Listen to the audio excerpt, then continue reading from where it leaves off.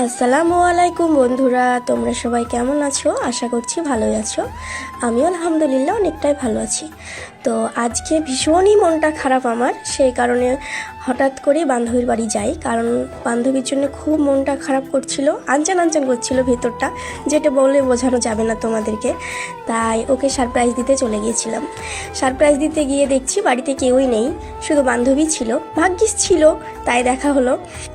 তোমাদেরকে একটা কথা বলি, আমার এই ছোট্ট ছোট্ট মিনি ব্লগ যদি তোমাদের ভালো লেগে থাকে তো অবশ্যই আমাকে কমেন্ট করে জানিও। কারণ যদি তোমাদের ভালো লাগে তো আমি আরও সুন্দর সুন্দর ভিডিও বানানোর চেষ্টা করব।